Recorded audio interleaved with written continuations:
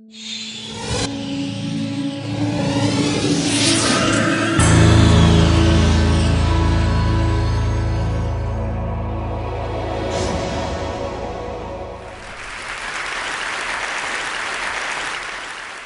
are a lot of ways the people around us can help improve our lives.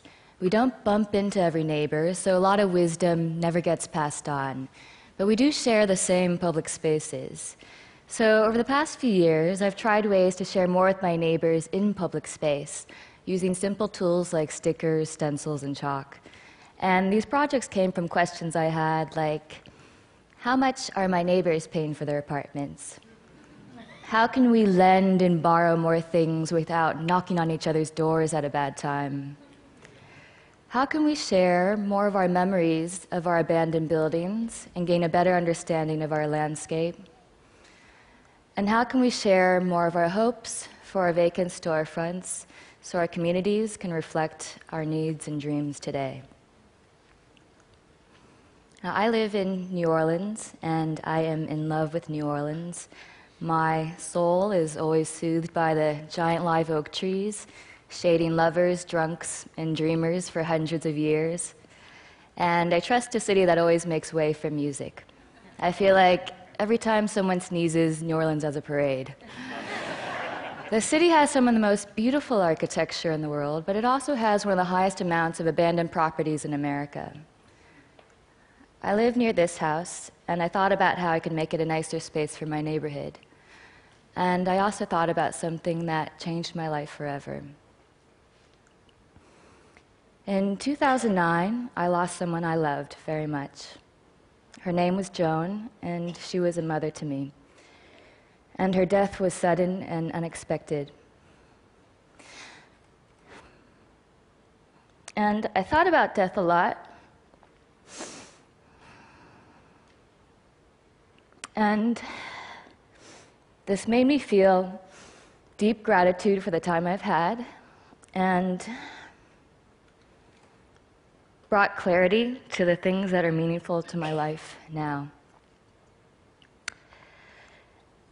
But I struggle to maintain this perspective in my daily life. I feel like it's easy to get caught up in the day-to-day and forget what really matters to you. So with help from old and new friends, I turned the side of this abandoned house into a giant chalkboard and stenciled it with the fill-in-the-blank sentence, "Before I die, I want to." So anyone walking by can pick up a piece of chalk, reflect on their lives, and share their personal aspirations in public space.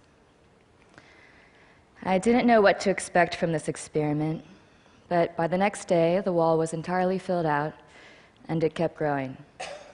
And I'd like to share a few things that people wrote on this wall. Before I die, I want to be tried for piracy.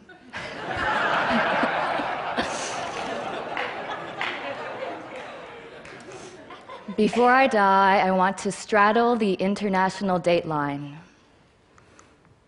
Before I die, I want to sing for millions. Before I die, I want to plant a tree. Before I die, I want to live off the grid. Before I die, I want to hold her one more time. Before I die, I want to be someone's cavalry. Before I die, I want to be completely myself. So this neglected space became a constructive one, and people's hopes and dreams made me laugh out loud, tear up, and they consoled me during my own tough times. It's about knowing you're not alone. It's about understanding our neighbors in new and enlightening ways.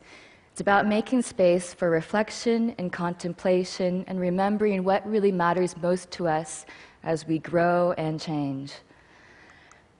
I made this last year and started receiving hundreds of messages from passionate people who wanted to make a wall with their community. So my Civic Center colleagues and I made a toolkit, and now walls have been made in countries around the world, including Kazakhstan, South Africa, Australia, Argentina, and beyond. Together, we've shown how powerful our public spaces can be if we're given the opportunity to have a voice and share more with one another. Two of the most valuable things we have are time and our relationships with other people. In our age of increasing distractions, it's more important than ever to find ways to maintain perspective and remember that life is brief and tender. Death is something that we're often discouraged to talk about or even think about, but I've realized that preparing for death is one of the most empowering things you can do. Thinking about death clarifies your life. Our shared spaces can better reflect what matters to us as individuals and as a community. And with more ways to share our hopes, fears, and stories, the people around us can not only help us make better places, they can help us lead better lives. Thank you.